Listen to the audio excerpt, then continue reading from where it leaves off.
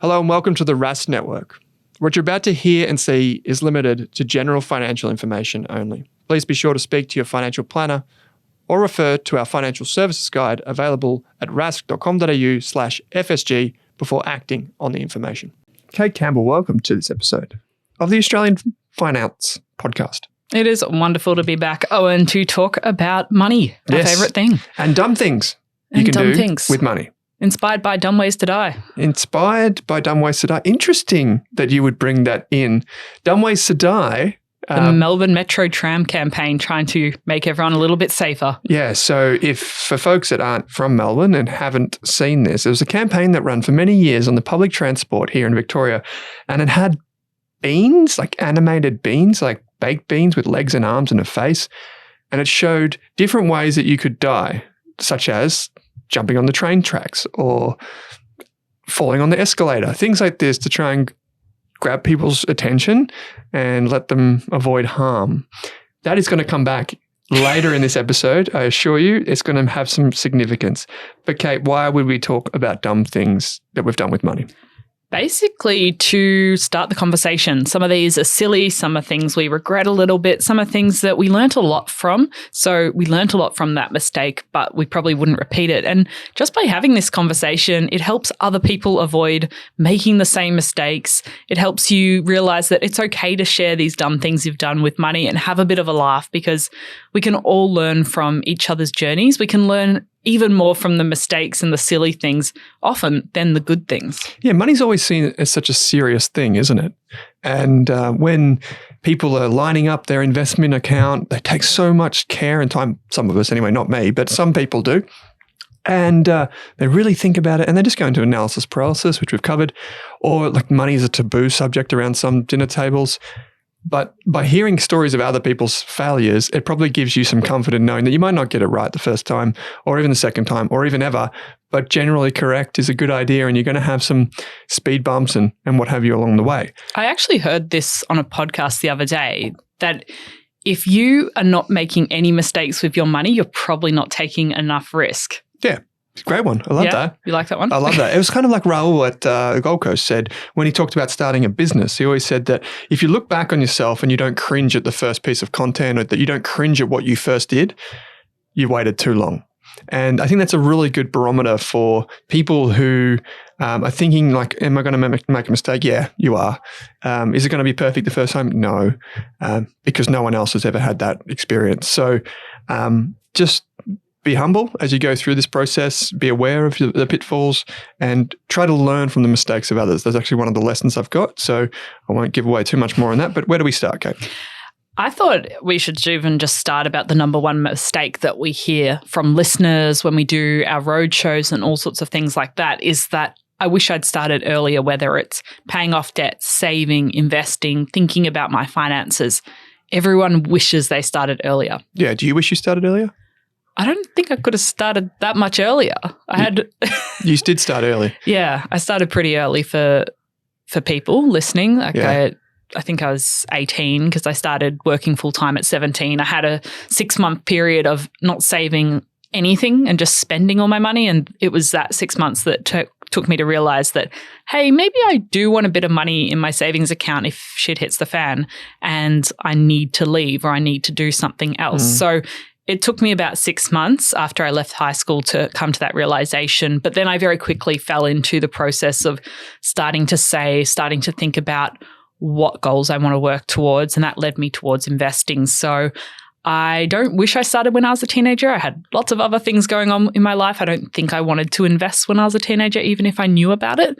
I'm pretty happy that I started early enough. But for a lot of people, they listen to the podcast, they learn about finance and investing, and they go, I just wish I knew about my superannuation 10 years ago. I could have made some different choices. But everything that we come back to on the podcast is you might wish you'd started earlier, but you didn't. And that's something that we need to accept in the past. But we can actually think about, well, what opportunity do we have in front of us right now to use our time and money and resources to do something different over the next decade, 2 decades, 3 decades. Yeah, I really like that. You did start very early. They'll be saying Buffett who in a few years and they'll be recounting Kate Campbell's journey. But some people do. Some people are able to start saving and scrimping and investing at 11, like say he was in the case of the famous Warren Buffett, but so many others do it too. We've had some teenagers, some early teens rock up to our events that we've held across the country, and it's been wonderful to see. And then you've got the people that are 50s, 60s, 70s that have just for the first time discovered what a brokerage account is and started buying and selling ETFs or whatever the case may be. And they love it. And sure, they might have some regrets about what they did with money, but at the same time, there's no time like the present, right? You know, the best time to plant a tree was probably 20 years ago in the stock market. Now it's today. And that's the thing. Every decision we make with money involves uncertainty. We're never going to know for sure if we're working towards the right goal, if we're investing in the right thing. And so we just have to come to terms with that. There is a lot of uncertainty in our finances and in the world and in investing, but we still need to work towards our financial future. We need to put steps in place to be in a better financial position in 10 years' time. Even if we don't hit that goal, we're going to be in a lot better position than if we hadn't done anything. So I think when it comes to making money mistakes, it's really good to get it out of the way that there's never going to be a perfect financial decision. We can't approach our finances with the mentality that we need to make the perfect decision to move forwards. We just have to get our heads around that good enough is usually the best option with our finances. I like that, yeah. And just for the record, Kate did say a cuss word during that part of the show, and we're very happy about that. Does that mean I have to mark it as explicit? I don't know, but I'm running with it. I like it. When I interviewed Lacey the other day and she talked about her journey to financial independence, she mentioned the shit to gold ratio, and I actually brought it up first. So she was like, thank you for giving me permission to say it in full, but I did mark that as explicit. Okay. That means no under 18s will get to benefit from her knowledge, sadly. Darn it. Well, here we are. Okay, Kate. So not starting early enough is good advice for everyone because it's something that we hear every single guest on all of the podcasts just about say that they wish they started earlier, like get started because time is your friend. Let's go into our mistakes with money. So what's your number one? Mine was buying way too many US stocks during lockdown. Okay. Now, I had a brokerage account with $0 brokerage, which was my first mistake. But even though I knew better and I was doing better with most of my finances, I still was quite bored. And I thought, well, it's kind of nice to just put $5 here, $50 here. A few months later, there was probably about 50 different companies. Oh, wow. It was all just like $5 or $50. When you have $0 brokerage, there's no barrier between you putting $5 in different things. I didn't know what half of them did. I wasn't seriously following them. It was more of just something to pass the time while I was working and learning and locked up. So that was pretty dumb. I sold most of them now. It created a big headache at tax time because I use ShareSide and I was forwarding the contract notes manually. And so there was a lot to forward across and make sure it was all cleared up. So that's probably something that I would not do again. But I mean, it filled in the time. It didn't cause me a huge financial loss because there were such small amounts of money. But now I just keep things a lot more simple. I don't worry about buying $5 of something. I'm not going to be buying something if it's just $5 at this point in my investing journey. I will invest with $500 or $1,000 if I'm buying an ETF. And I'm a lot more focused on life outside of investing now. I've kind of moved on. Yeah, that's what a lot of people do, don't they? Imagine people who fall for my mistake, which is trying to quote unquote trade stocks. So growing up, I learned the value of hard work on the farm, did some odd jobs here and there, worked on the summers, and then went to school where they tell you that if you work really hard and you study, you'll do better than average and you'll go to a good university. So then I went to a good university, studied hard, did all that sort of stuff. And so I was just psychologically and developmentally, I was prime position to fall into the trap of thinking that you can trade stocks because you can do it. You're really good at this. You're really smart. If you work hard, you can get good at this. So I fell prey to all of the marketing and finance around trying to trade stocks, trying to buy one day, sell a week later, undervalued stuff read broker reports and all that sort of stuff. And I got a job in the industry And I just want to make it very, very clear that there's a difference between investing and trading stocks. So we never use the phrase trade stocks, other than when you actually would go on and click a button and you click trade or whatever. There's a very important distinction between those two. Like long-term investing is the only type of investing that counts. Everything else is trading. And I tried my hand at trading. I thought, well, you know what? I was studying the hardest finance exam in the world. I was finishing off my second master or first one, doing all those types of things, that you would think, surely he wouldn't be able to do it. And I fell into that trap, bought some stocks that went really, really well. I remember I bought one stock for $2,000 and it turned into $24,000. Sold it. Then I took all that money and basically put it into something like derivatives. For those of you that are familiar with it, and basically gave it all back in the space of 2 weeks, plus some. It got to a point where, and this is not a humble brag, when I was still very young and early in my career and I wasn't earning a lot of money, I lost $5,000 in one day. And that very impressive. That was huge. For me, that was like, this is just a crock of whatever. And that's because I started getting more and more and more exotic and thinking I had some early wins on the board. I must be good at this thing. Kind of like that mentality we get at school or in sports where you do really well, you do better than average. And I soon realized that was a mistake. And now I've since gone on to research heaps of literature and studies around this. And I know that trading simply doesn't work. There's a difference between trading and investing, but there's also a difference between what you get shilled on the news or through newsletters or that sort of a thing, and actually what professionals do, and systematic trading and that sort of stuff. So I made a very big mistake there. And my lesson would be for anyone. I remember after I'd lost all this money, after I'd basically gave it all back, a guy who was probably 30 years my senior, and he was working in the same business I was, he came to me and he said, Owen, you have a superpower that basically no one else in this business has, because I was one of the youngest people at the company. And he said, you have time. Don't waste that time trying to trade and lose money. Buy things that grow slowly but consistently forever. Why would you waste the only thing that no one else has, which is your time? And, I just wish I heeded his advice earlier, because you've all seen those money smart compound interest calculators where if you wait 5 years, what the difference is, you don't give up 5 years of saving, you give up 5 years of compounding on the other end. And so since then, that's my lesson learned is long-term investing, diversified portfolios, and sure, you can have a bit of fun as maybe you did a bit, but don't make it your primary strategy. No. And I think that's what a lot of those trading programs and websites and people on social media, they suck you in with this idea that you can be better than someone else, that you can find a point of difference when you're investing, that you can get richer more quickly than people that are just doing boring things with their investments. And they use those emotions of fear and greed, and they prey on your thoughts that you could be a little bit smarter than the guy next door. Yeah. And that's how they get you. Yeah, they do. And they're still getting people. Yeah, they still get people. And it's getting more and more interesting because people think they can use things like AI tools or whatever. I know people that stay up late at night to trade stocks in the US and all that sort of stuff. And I just think it's crazy. Yeah, and investment scams are still going through the roof. Yeah. It's as you covered recently with Watsy. Yeah. So what's your number two? All right. My second one is one I have mentioned, I believe, in a Money and Chill episode before, but that is traveling overseas last year without enough financial backup options because my phone, very early in the trip, did not make it.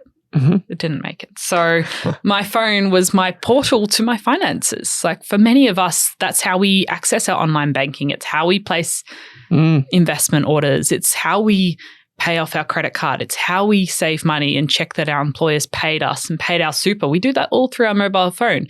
And once I didn't have access to my mobile phone overseas in France, I suddenly felt very cut off from the world. Luckily, I had an iPad, so I was able to access some of my online banking logins and move some things around. But one of the apps I used for my mobile banking didn't have a web browser option. It was a mobile-only bank. And I had to have a verification codes sent to my phone number if I wanted to set it up on a different device. And of course, I didn't have access to my phone number because it was dead along with the phone. And that was a bit challenging, and it made things a lot harder.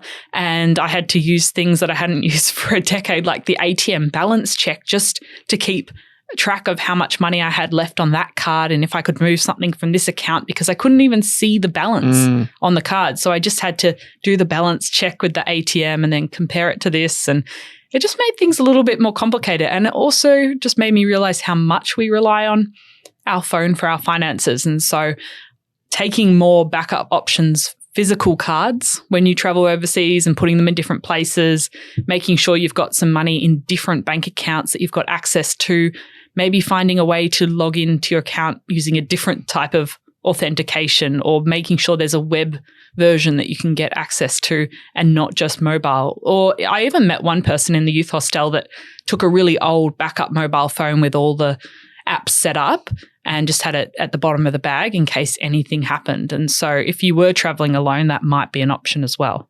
That's good advice. I might need some of those tips. I'm planning to go overseas, and I've got the Wise app on my phone, so you can use like the digital card and all that sort of stuff in your wallet. But I did order the actual physical card as well, just for this type of thing, as well as have the redundancy of like an ING for if I need to use it for backups, and an Amex as well.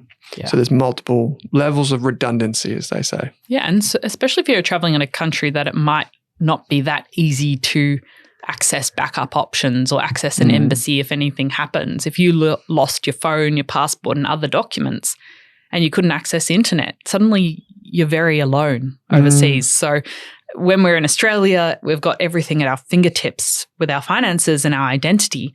But when we're overseas, it's important to have other backup options and make sure that family members can help you if they need to. Maybe they know where some documents are that they can send to you. That's such a good point, yeah.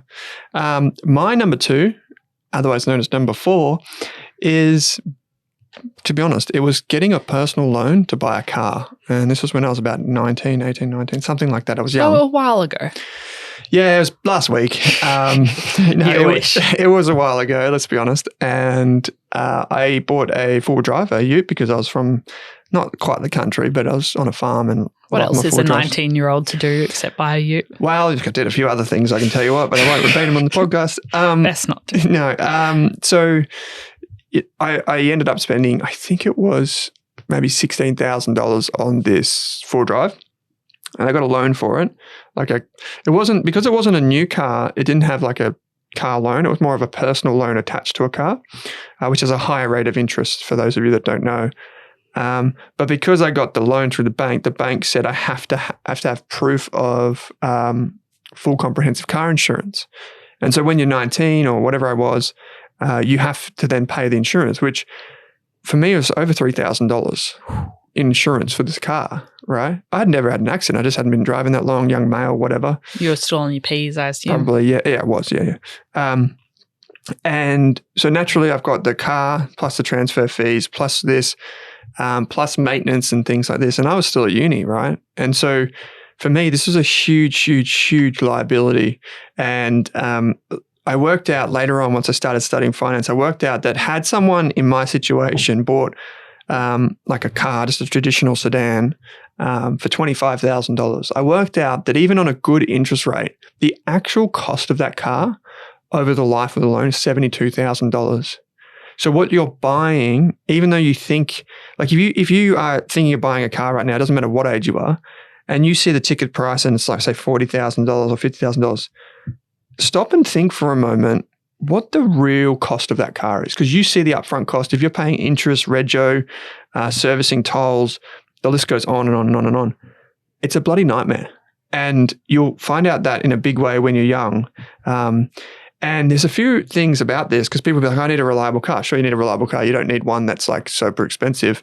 Then parents love to say, I need a car for the safety.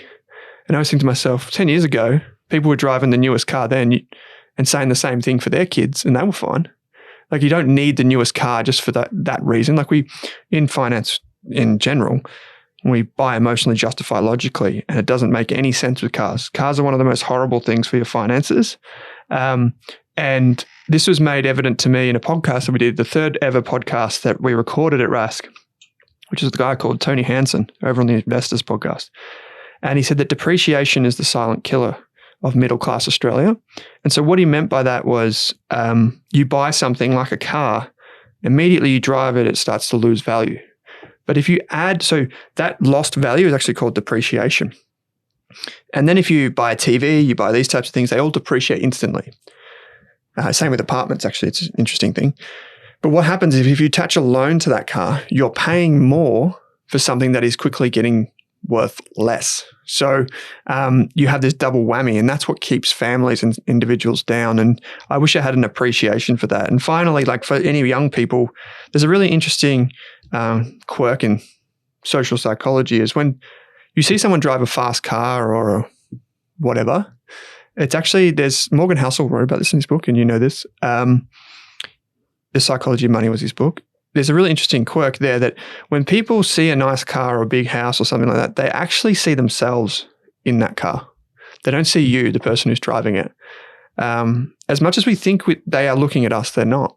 So there's actually no utility in almost any way to be derived from that. And that's quite an interesting thing. And I wish I knew that earlier on, because I would have saved my money. I would have got a busted up old ute, and I still would have gone up in the bush and done all the same things. And there's a wonderful story. There's a wonderful piece of research from Elizabeth Dunn, the author of Happy Money. Yeah, where they got someone, they didn't do it, but they referenced it. They got someone to drive different cars up through the Hollywood Hills, sometimes with friends, sometimes by themselves. And what they found was that it mattered more which road you were driving rather than the car you were driving for happiness. And I just wish I knew all those things when I was younger. It's a dumb mistake. So many people are repeating this right now. Having just heard what I just said, we'll still go and do it. And that's fine. But just don't let it kill your finances, because it can. A car can have that impact. It's interesting, isn't it, how often we just think about the headline number with whether it's a $25,000 car or a $500,000 apartment. We don't think about all those other associated costs that really add up. And then sometimes we can jump into something financially that we might not be ready for all of the costs. We might not be ready to pay the body corporate and the council rates and the insurance. We might have been able to pay for one of the things, but not the whole picture. I remember Nicole Haddo spoke about that, and that was one of the big learnings that she had on her own property journey that she shared in Smashed Avocado. It was she just was saving and working towards the house deposit. She hadn't thought about all those other costs around. And so that was a sudden shock to her finances when she purchased the property, that she didn't know about all those other costs. Yeah, like stamp duty is a massive one that catches people off guard. Yeah. It's like, what? $30,000? What? Where did that come from? Yeah, there's another few months. I thought it was built into the price. Yeah. Shouldn't everything be built into the price? Yeah, they cost enough. Nice. So what's your final one? My final one is not having a solid record-keeping system for tax time. So the first few years that I was doing my tax return, 18, 19, I just created headaches for myself because I was starting to learn about investing. I was trying different things. I was selling things. And of course, I hadn't sort of provisioned for capital gains tax and all of that kind of thing. So it took a few years to actually create a system and start to keep my records in one place, whether it was a Google Drive folder or a folder in my inbox, to actually keep some of the receipts, to keep records during the year. So it wasn't a huge headache at tax time, because I just kept dreading tax time because I hadn't kept track of anything. And so, and my experimentation on different, with different fintechs and different financial apps was creating headaches as well. So it was lots of learning in that time, but also it wasn't until a few years later that I actually realized, okay, I need to make my life a little bit easier at tax time. I'm going to create a system, and it's still a constant battle against myself, because it's something that if you do small things now, like keeping the records and keeping track of things in a spreadsheet, it makes your life in 12 months easier, a heck of a lot better. But it's just having to constantly stay on top of it. Yeah. We're like a snowball, aren't we, as we go through investing? We just accumulate all this admin that just sticks to us. And unless you're really sensible about how you kind of manage that. And that's the thing. If you keep your finances and your investments simple, if you use a core and satellite approach, you can often stop creating a huge snowball of admin that follows you around everywhere, and you're still having old ASX letters go to old addresses. Yeah. Like the things like setting your email preferences, making sure you update the share registry. Making sure your dividends have somewhere to go. I know so many people that have not put their bank details down and they're getting constant letters saying, we've got this dividend for you. You need to give us your bank details. Yeah, crazy. Check those letters. So the final one from me, number 6, is related to the dumb ways to die, the beans. So during COVID and being a technology type person, I obviously wanted to explore a bit more about NFTs or non-fungible tokens, as they're kind of known. And obviously, having been around the blockchain and those types of things for quite a few years and studied what was happening in that sphere, I went out and tried to figure out how I could make my own NFTs, how I could trade my own NFTs. Didn't you turn a picture of yourself into an NFT at one point? Yes. Does that still exist? It does. Do you still own it? And one of the things here, so this is more of a tongue-in-cheek kind of thing. And it was actually, I knew it was a dumb way to spend money. And I knew that was going to happen. But I did it anyway because it was okay. I kind of quarantined it. I spent about $1,000 on these ridiculous little things. That is. And the NFTs that I was buying, was the dumb ways to die NFTs. So go back to the start of the episode where we talked about all those things that were on the trams and the trains here in Melbourne, trying to tell people to be safe. Well, there was a company, Victoria, run by a guy called Jerry Sakis, listed on the ASX called Playside Studios. I own shares in Playside Studios and we recommended them to our members. Playside Studios bought the rights to the dumb ways to die. Maybe Jerry was on the tram one day and he thought, that's a cool little bean-looking character there. Why don't we turn that into a video game? And they did. And then to fund the video game, what they did, at the height of all this NFT mumbo-jumbo, they took all the characters from the character set and created individual NFTs that they then printed and then sold in the marketplace on the blockchain. And I think they made about $8 million or something crazy from selling nothing. I remember a time when that was all anyone would talk about on Twitter is which NFT they owned and like the value of their NFT. People were having NFT portfolios at the time. Yeah. Not to be confused with ETF portfolios. Yes, no, definitely the opposite things. So I bought one of these and then started like playing around with it and whatever. And promptly after I bought it, so I bought it for $600. A JPEG is what it is. I bought a JPEG. And then I think the last time I checked, that JPEG, that thing, was worth about $40. But the better thing about this is Can that you get a tax loss on that? I don't think they're taxable assets. Well, they weren't at the time. They probably are now. The thing that is even more interesting about this is when I got my new iPhone, obviously I didn't remember all the really super complicated passwords and phrases and stuff to get into my OpenSea account, which is where I manage this. And so when I got my new iPhone, I'm like, yeah, transfer all apps to new iPhone and then erase old iPhone. So then you can give it away, right? Like standard operating procedure. Well, there goes all of the passwords, all of my access to everything. So not only is my Bean NFT costing me a lot of money because it's completely gone, I've also lost all of the NFTs that are associated with the Rask logos, because I also made some of those, and myself out there in the ether, so to speak. So there's no real lesson from this. I think that if it was a lesson, it would be that I kind of knew that this was going to be a dumb way to spend money, but I quarantined it. The things that I thought, it's okay. It's 99% sure this is a mistake. Surely you did get a little bit swept up in the hype back in 2020. Maybe. Well, that's the whole reason that I did it was, $1,000 probably is what's lost. It's probably, that was the swept up part. But at the same time, as you know, because you were trading US shares for $5 a piece or whatever, the stock market was going bananas. So you could also just buy shares and they were performing not as well as some of those crazy NFTs, but they were doing really well for no reason.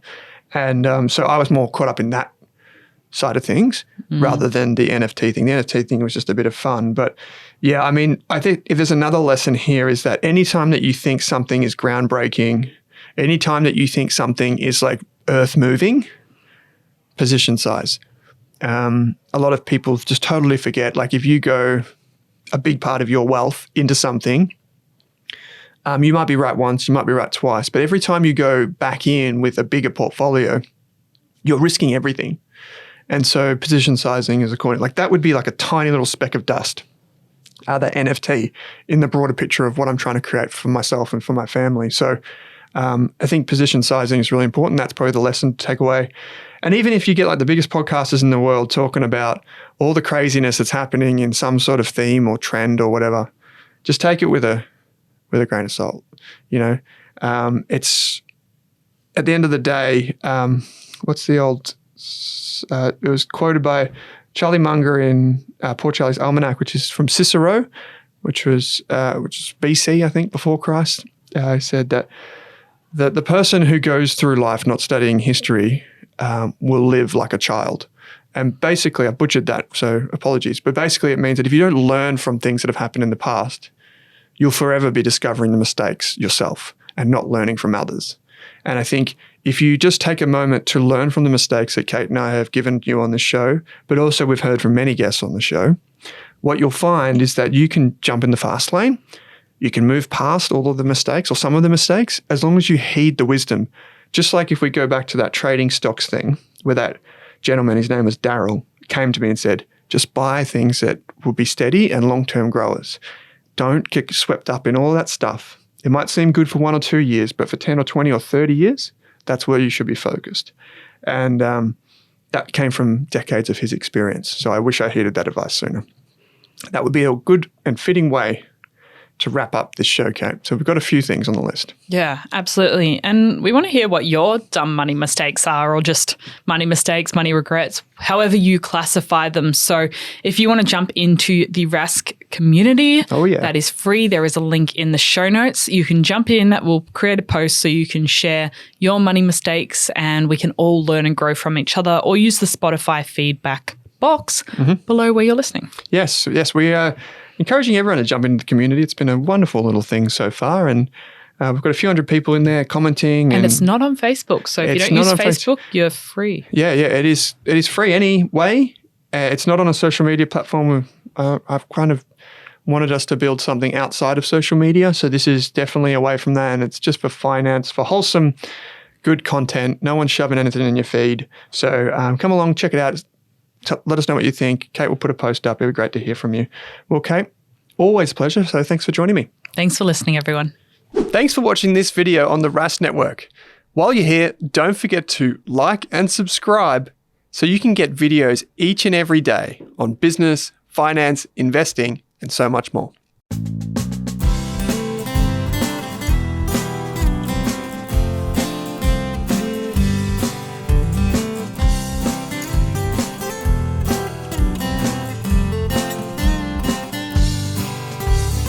I feel like in the end, every fruit will be the same. Like in 50 years from now, the scientists would have refined it so much that all of the fruits end up the same shape, color, and texture.